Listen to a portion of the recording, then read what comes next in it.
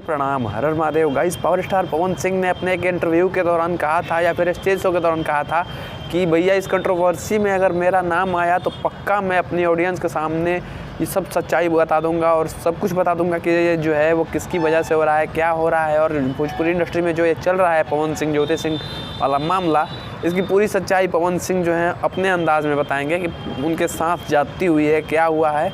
और फाइनली पवन सिंह के इतने बोलने के बाद भी पवन सिंह की बात को मजाक में लिया गया और इस कंट्रोवर्सी को नहीं रोका गया।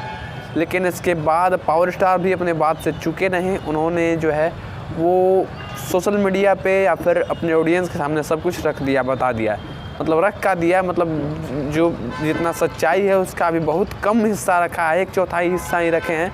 और रखें क्या हैं, वो जज के सामने सिर्फ रखे हैं। ये दोस्तों, अभी हाल ही में पवन सिंह का कोर्ट में पेशी था और वहाँ पे जब जज के सामने पवन सिंह की पेशी हुई तो जो सच्चाई थी वो रखी गई पवन सिंह और जज के सामने। और उसके बाद पता नहीं कैसे उस बात को पवन सिंह और जज के बात को एक बहुत ही बड़ी प्रिंट मीडिया जो कंपनी है अमर उजाला बहुत ही बड़ी प्रिंट मीडिया कंपनी है। और इसके मतलब एक पेज पे पवन सिंह का ये बात छपा था, जो कि आप लोग बहुत ही दिन से सुन रहे हैं, मतलब 2 दिन से सुन रहे हैं। और 2 दिन पहले ही ये अमर उजाला के प्रिंट मीडिया पर छपा था और पवन सिंह और उनके पत्नी के तलाक के बारे में और भी कुछ लिखा हुआ था। और इसमें लिखा गया था कि पवन सिंह जो है वो जज के सामने क्या क्या बातें किए, को बताया कि वो ज्योति सिंह से तलाक क्यों लेना चाहते हैं, क्यों उनके साथ नहीं रहना चाहते हैं। इस बयान में ज्योति सिंह पर जो आरोप लगाए गए हैं उसमें एक आरोप ये है कि ज्योति सिंह का मतलब चक्कर चलता है, या फिर और एक आरोप है कि ज्योति सिंह नशा करती हैं, ज्योति सिंह के पेट में एक गोली लगी। इस तरह का आरोप जो है वो ज्योति सिंह के ऊपर लगाया गया है। और हो सकता है कि सही हो। अगर जब पवन सिंह का शादी हुआ था तो वो अपनी वाइफ ज्योति सिंह से बहुत ही ज़्यादा प्यार करते थे और उन्हें अपने साथ जो है रखते थे और